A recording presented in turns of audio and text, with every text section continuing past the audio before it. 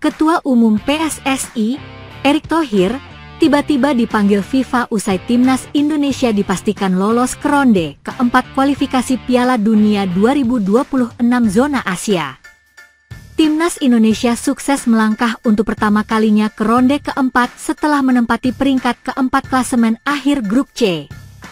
Bermain sebanyak 10 pertandingan, Timnas Indonesia mengoleksi 12 poin hasil dari 3 kali kemenangan, 3 hasil imbang, dan 4 kekalahan.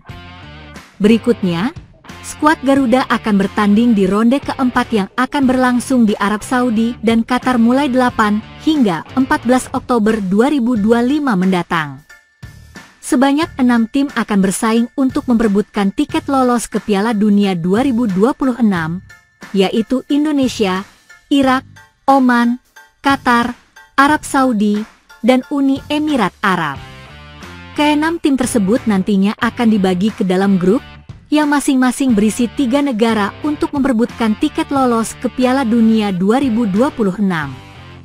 Juara grup akan lolos otomatis ke Piala Dunia 2026, sedangkan runner-up grup akan saling berhadapan pada laga playoff 13 dan 18 November 2025. Rencananya, pengundian resmi untuk ronde keempat kualifikasi Piala Dunia 2026 ini akan digelar pada 17 Juli 2025 mendatang di markas AFC. Jelang bertarung di ronde keempat tersebut, Erick Thohir dipanggil ke FIFA untuk menghadiri Executive Football Summit 2025 di Miami, Amerika Serikat. Hal ini disampaikan langsung oleh Erick Thohir melalui akun media sosial Instagram pribadinya pada Minggu, 15 Juni 2025, siang waktu Indonesia Barat.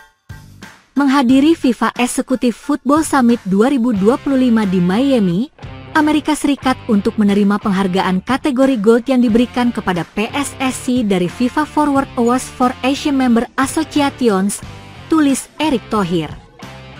Pria yang juga menjabat sebagai Menteri BUMN ini menyampaikan bahwa penghargaan tersebut merupakan yang pertama bagi Indonesia. Penghargaan FIFA ini pertama kali dalam sejarah sepak bola kita yang diberikan karena keberhasilan dalam menjalankan proyek PSSI National Training Center, lanjut Erick Thohir. Dia menekankan, penghargaan ini menjadi motivasi tambahan bagi PSSI untuk terus mengembangkan sepak bola ke arah yang jauh lebih baik. Prestasi ini menjadi sebuah kebanggaan dan menambah semangat kami untuk bisa terus membangun sepak bola Indonesia bersama-sama demi masa depan yang lebih baik, katanya. Erick Thohir juga berterima kasih kepada Presiden FIFA, Gianni Infantino, yang percaya kepada PSSI untuk mengembangkan sepak bola Indonesia. Terima kasih kepada Presiden FIFA, Mr. Gianni Infantino atas kepercayaannya kepada PSSI untuk terus membangun sepak bola Indonesia.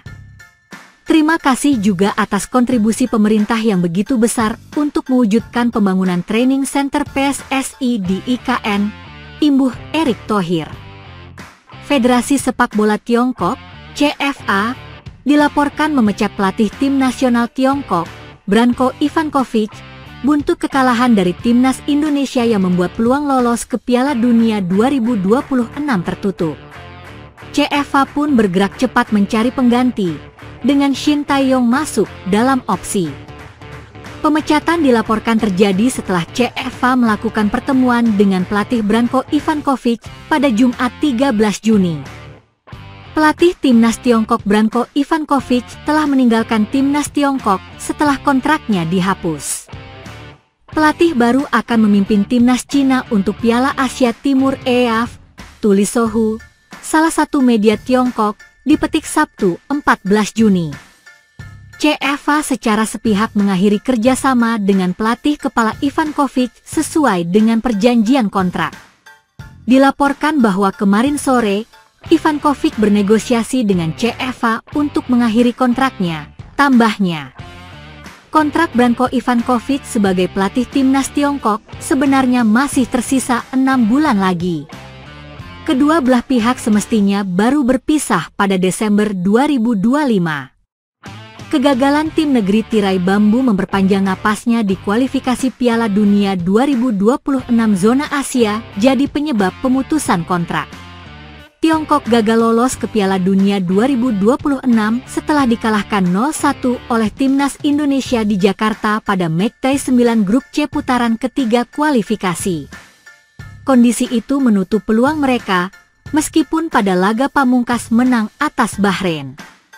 Selain kontrak kerja diputus lebih cepat, Branko Ivankovic juga dipastikan tak dapat kompensasi apapun dari CFA. Sebab ada klausul yang berbunyi bahwa pelatih 71 tahun itu tak menerima kompensasi jika target tak tercapai. Karena kontrak yang ditandatangani kedua belah pihak memiliki target yang jelas di setiap tahap kualifikasi Piala Dunia, CFA dapat mengakhiri kerjasama dengan Ivankovic tanpa kompensasi jika tim nasional Cina gagal lolos dari kualifikasi Piala Dunia Asia, demikian laporan lanjutan Sohu. Menariknya, belum 24 jam pemecatan terhadap Ivankovic dilakukan, rumor pelatih baru Tiongkok sudah muncul. Laporan Football Asia mengungkap ada sejumlah kandidat yang disebut jadi buruan CFA untuk jadi pengganti. Salah satunya adalah Shin Tae-yong, ex-pelatih Timnas Indonesia. Juru taktik asal Korea Selatan itu disebut sebagai sosok yang dipantau secara serius oleh CFA untuk memulai persiapan menuju Piala Asia Timur yang akan dimulai pada 7 Juli mendatang di Korea Selatan. Keberhasilan Shin baru-baru ini dan kemampuan adaptasi taktiknya dilaporkan membuatnya menjadi pilihan jangka panjang yang lebih menarik, tulis Football Asia. Shin Tae-yong dianggap jadi sosok tepat berkat kesuksesannya membawa Timnas Indonesia melaju ke babak 16 besar Piala Asia 2024 untuk pertama kalinya. Selain itu, dia juga jadi sosok krusial di balik peningkatan signifikan performa Timnas Garuda. Timnas Indonesia lolos ke babak keempat kualifikasi Piala Dunia 2026. Garuda Qatar siap all out mendukung perjuangan tim merah putih. Di babak ketiga kualifikasi Piala Dunia 2026, Indonesia finish keempat di grup C. Skuad Garuda mengumpulkan 12 poin, di bawah Jepang, 23, Australia, 16, dan Arab Saudi, 13. Selain Indonesia, 5 tim lainnya juga mengunci tiket ke babak keempat kualifikasi Piala Dunia 2026. Arab Saudi, Oman, Uni Emirat Arab, Qatar, dan Irak. Tim-tim itu. AFC sudah menunjuk Qatar dan Arab Saudi untuk menjadi tuan rumah laga-laga babak keempat. Babak keempat akan berlangsung pada 8 hingga 14 Oktober 2025. Akan ada 2 grup di babak keempat kualifikasi Piala Dunia 2026. Drawing akan dilakukan pada 17 Juli 2026. Indonesia ada di pot 3 bersama Oman. Garuda Qatar sempat mencuri perhatian di ajang Piala Asia 2023 dan Piala Asia U23 2024.